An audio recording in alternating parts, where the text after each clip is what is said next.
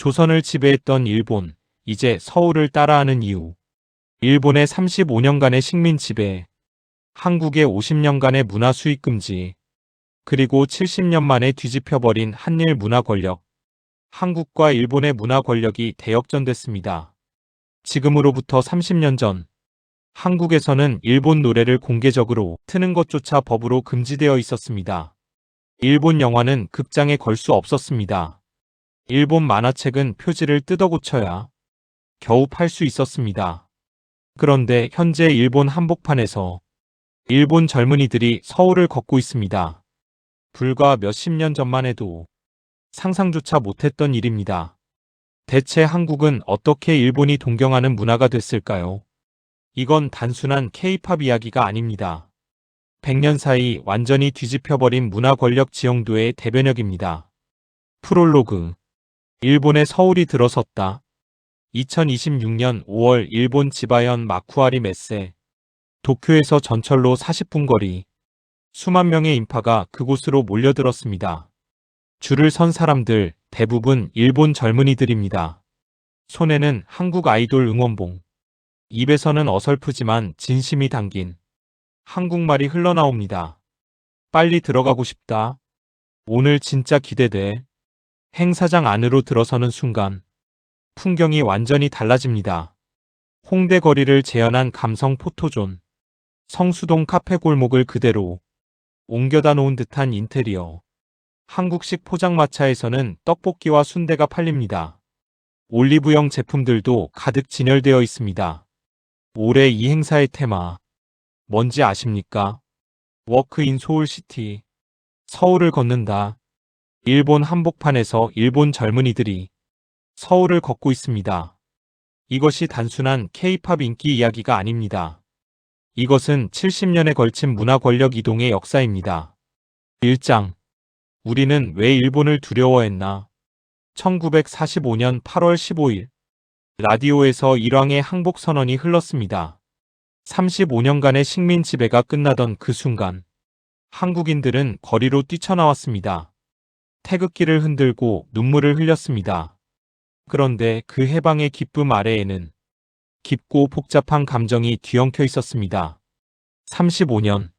한 세대가 통째로 지나가는 시간입니다. 1910년에 태어난 아이는 광복을 맞이할 때 35살이었습니다. 그 사람은 태어난 순간부터 일본 제국의 신민으로 살았습니다. 학교에서는 일본어를 배웠고 일본식 이름을 강요받았습니다. 창씨개명. 조선의 이름들이 하나씩 지워져 갔습니다. 일본은 단순히 땅만 빼앗은 게 아니었습니다. 언어를 빼앗고 이름을 빼앗고 문화를 빼앗으려 했습니다. 학교에서 우리말을 쓰면 벌을 받았습니다. 신사에 절을 해야 했고 한국의 역사는 교과서에서 지워졌습니다. 그러니 광복 이후 일본 문화에 대한 경계심은 단순한 민족주의가 아니었습니다. 그것은 생존의 본능이었습니다. 우리 것을 지켜야 한다. 그 절박한 다짐이었습니다. 2장. 금지의 시대, 일본 문화는 금기였다. 1948년. 대한민국 정부가 수립됩니다. 그리고 그 해부터 시작된 것이 있습니다. 일본 대중문화에 대한 사실상의 전면 금지. 방송국에서는 일본 노래를 틀지 않았습니다. 일본 영화는 극장에 걸 수 없었습니다. 일본 배우가 나오는 영상은 방영될 수 없었습니다. 일본어 가사가 들어간 음반은 판매 금지였습니다. 외색? 이 단어 하나가 얼마나 무거운 낙인이었는지 그 시절을 사신 분들은 아실 겁니다. 하지만 문화는 막는다고 막아지지 않습니다. 비밀스러운 소비가 시작됐습니다. 일본 잡지가 보따리 장수를 통해 들어왔습니다. 부산항을 통해 밀수된 일본 음반이 암시장에서 거래됐습니다. 불법 복제 비디오 테이프가 조용히 돌아다녔습니다. 그걸 몰래 보던 사람들이 있었습니다. 부끄럽고 두근거리는 마음으로 마치 뭔가 나쁜 짓을 하는 것처럼. 3장. 드래곤볼도 이름을 바꿨다. 한 가지 재미있는 사실이 있습니다. 일본 문화가 완벽히 차단된 건 아니었습니다. 형태를 바꾸면 들어올 수 있었습니다. 일본 애니메이션들이 한국에 들어올 때는 반드시 일본색을 지워야 했습니다. 미래소년 코난. 원작은 미야자키 하야오의 작품. 은하철도 999. 마츠모토 레이지의 명작. 드래곤볼. 아이들의 영혼을 사로잡은 만화. 이것들 모두 일본 원작이라는 사실을 숨기고 방영됐습니다. 등장인물 이름도 한국식으로 바꿨습니다. 도라에몽은 로봇 고양이 도라에몽이 됐다가 아예 방영 금지가 됐다가를 반복했습니다. 지금 생각하면 웃음이 나올 수도 있습니다. 하지만 그것이 당시의 현실이었습니다. 일본 것이라고 하지 마라. 그러면 봐줄게. 이게 그 시대의 타협이었습니다. 사장. 그래도 한참 앞서 있던 일본. 지금 이 영상을 보시는 분들 중 1980년대 청년 시절을 보내신 분들이 계실 겁니다. 솔직하게 물어봐도 좋습니다. 그때 일본이 얼마나 앞서 보였는지. 소니 워크맨. 1979년에 나온 그 작은 기계. 카세트 테이프를 넣으면 걸어 다니면서도 음악을 들을 수 있었습니다. 한국에서는 복제품이 돌아다녔습니다. 진짜 소니 워크맨을 갖고 있는 친구는 학교에서 영웅이었습니다. 닌텐도 패미컴. 1983년 일본에서 출시된 이 게임기. 아시아 전체의 어린이들이 열광했습니다. 한국에서는 현대전자가 복제품 컴보이를 만들어 팔았습니다. 진짜 패미컴과 컴보이를 구별하는 아이는 그것만으로 전문가 대접을 받았습니다. J-팝. 1980년대 일본 팝 음악. 마스다 세이코, 나카모리 아키나, 야마구치 모모에. 이 이름들 기억하시는 분 계십니까? 한국에서 금지된 그 음악들이 밀수 테이프를 통해 돌아다녔고 그걸 몰래 듣던 청년들이 있었습니다.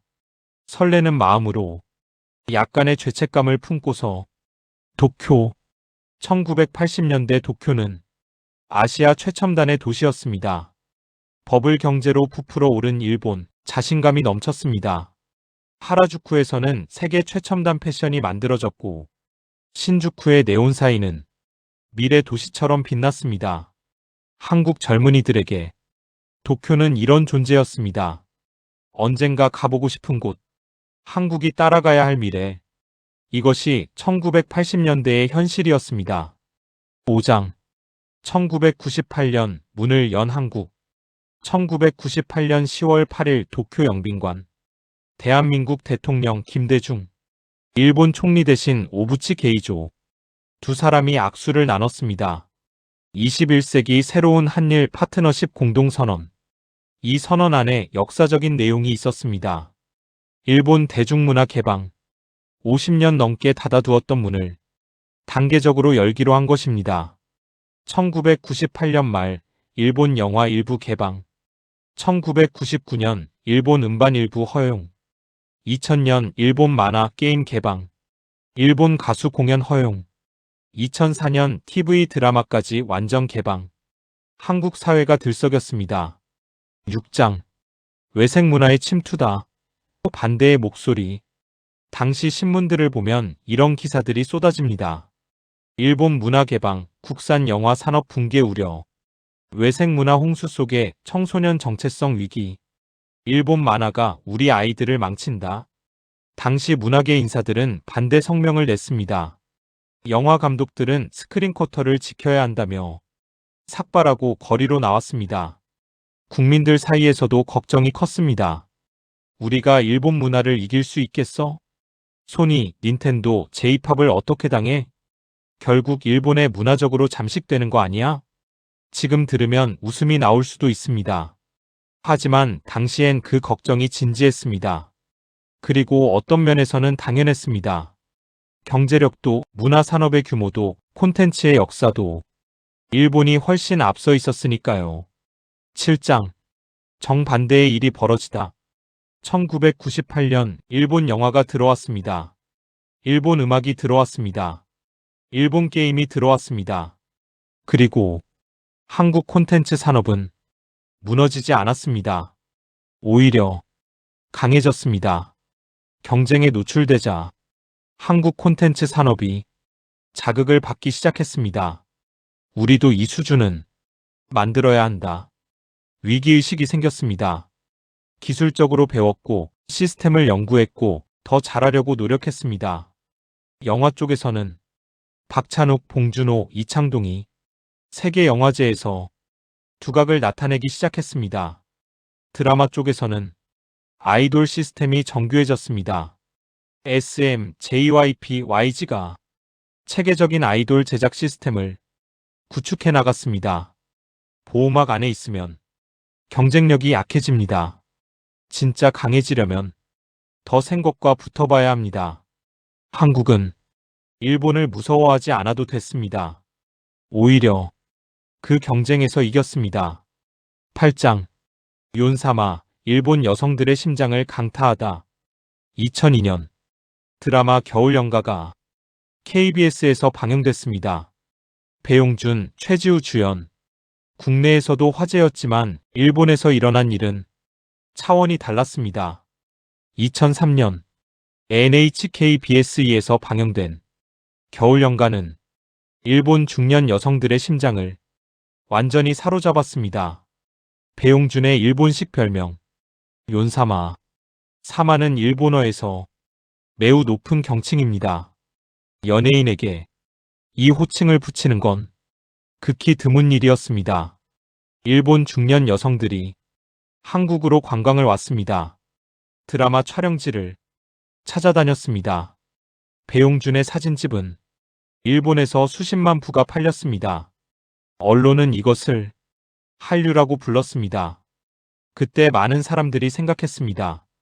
일시적인 현상이겠지. 중년 여성들 사이의 유행이겠지. 맞았습니다. 일시적이었습니다. 그러나 그 방향은 영원히 바뀌지 않았습니다. 9장 일본을 뚫은 15소녀 보아. 2001년 보아가 일본 데뷔를 했습니다. 당시 보아의 나이 15살. SM 엔터테인먼트는 그 어린 소녀를 일본에 데려가 철저한 일본어 훈련을 시키고 일본 시장을 겨냥한 음악을 만들었습니다. 처음에는 반응이 없었습니다. 그러나 SM은 포기하지 않았습니다. 일본 방송에 출연하고 일본식 마케팅을 하고 일본 팬들과 직접 소통했습니다. 그리고 2002년 보아의 일본 앨범 리선 투 마이 하트가 오리콘 차트 1위에 올랐습니다. 외국인 솔로 아티스트가 일본 오리콘 앨범 차트 1위에 극히 드문 일이었습니다.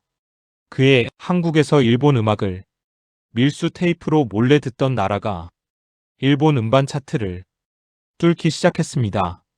10장 2010년대 폭발한 K-팝 소녀시대, 카라, 빅뱅, EXO, 방탄소년단, 트와이스.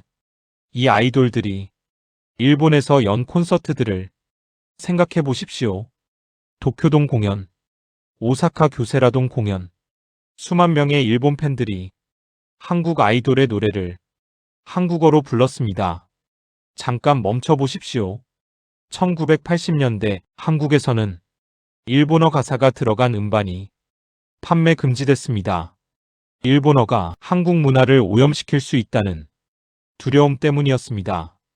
그런데 2010년대 일본에서는 수만 명의 일본 젊은이들이 한국어 노래를 따라 부르며 울고 있었습니다.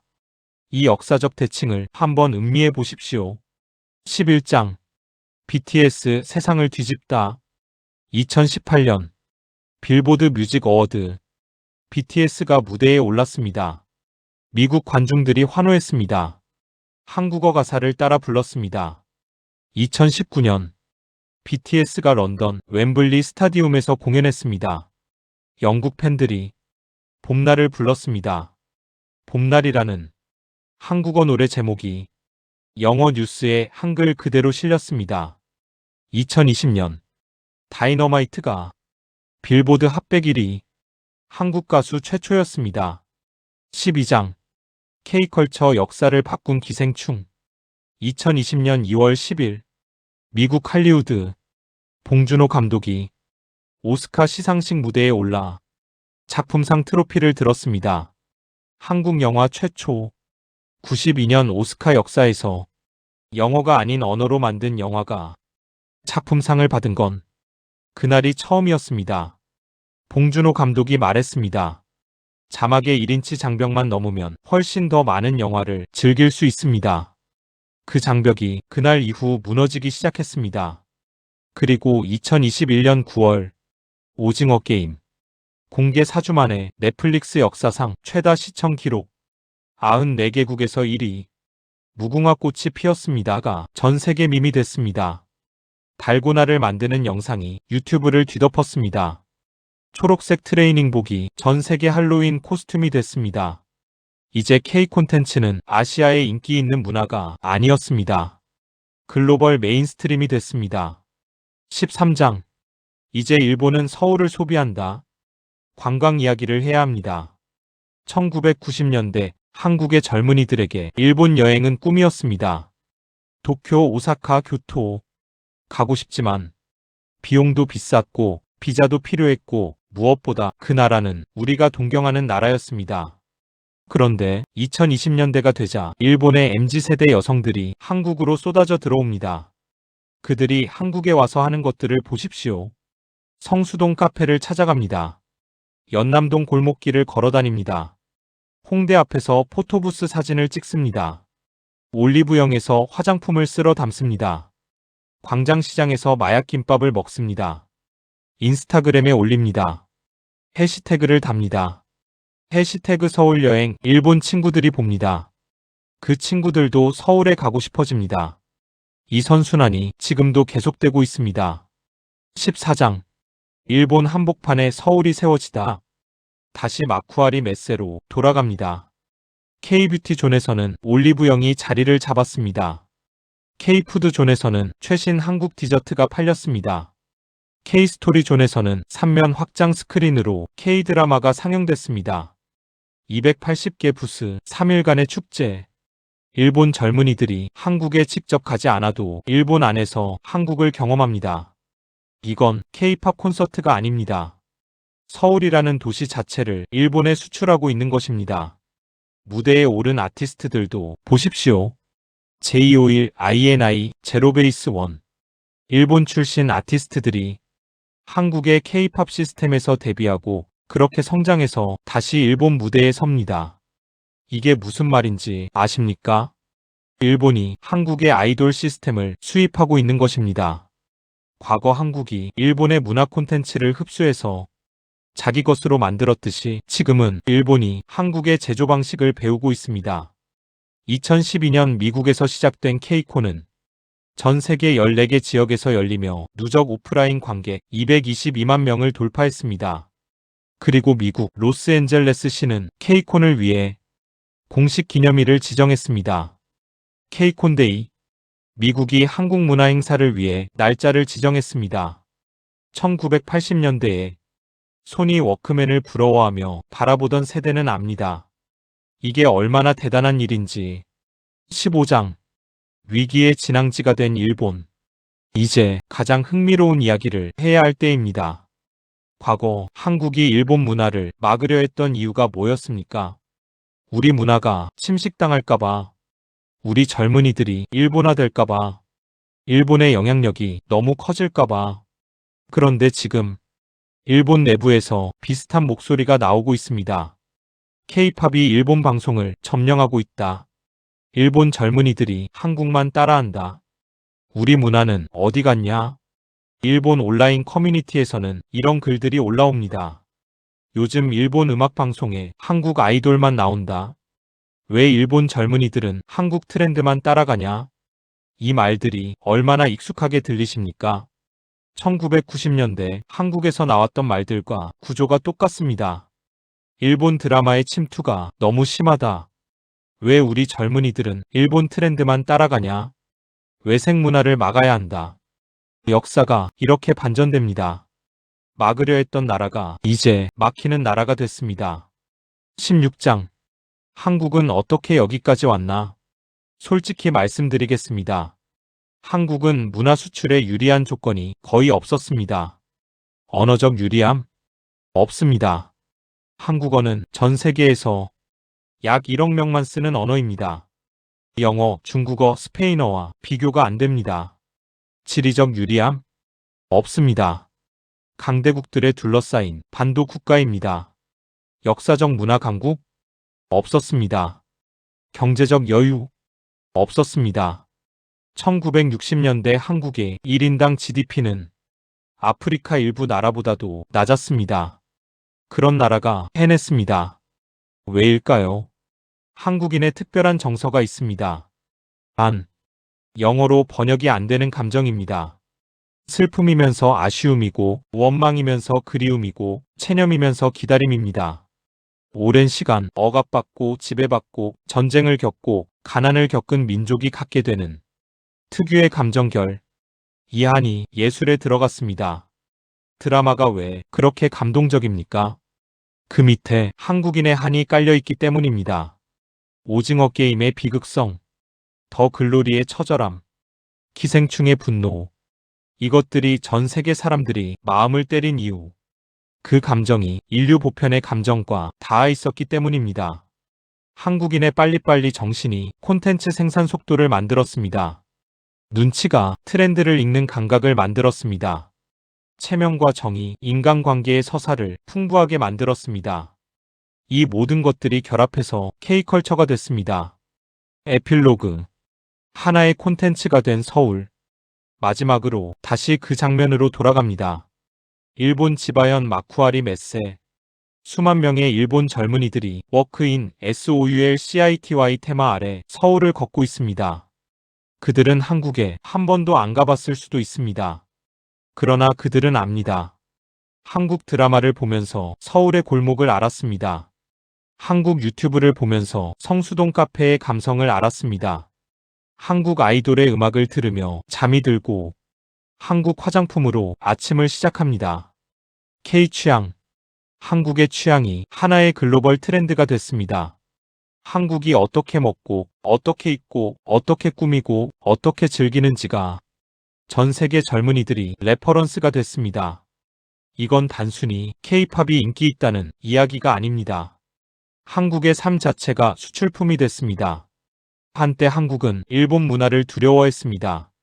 일본을 따라가려 했습니다. 일본 콘텐츠를 막으려 했습니다. 그러나 2026년 현재 일본 젊은 층은 서울의 감성을 소비하고 있습니다. 일본 한복판에는 작은 서울이 세워졌습니다. 하라주쿠에 삼성 갤럭시 팝업이 열렸습니다. 일본 아이돌들이 한국 시스템에서 데뷔하고 있습니다. 이 모든 것이 어떻게 가능해졌습니까? 한국은 일본을 이기려 했던 게 아닙니다. 그냥 더 열심히 했을 뿐입니다. 그 열등감을 연료로 삼았습니다. 그 두려움을 경쟁력으로 바꿨습니다. 그리고 70년이 지났습니다. 한때 일본을 동경했던 한국은 이제 일본이 동경하는 문화가 됐습니다. 2026년 5월 지금 이 순간에도 마쿠아리 메세에서는 한국 노래가 울려 퍼지고 있습니다. 일본 젊은이들이 한국어로 떼창을 하고 있습니다. 그 소리가 35년 식민지의 역사를 건너 50년 금지의 세월을 건너 마침내 여기까지 왔습니다.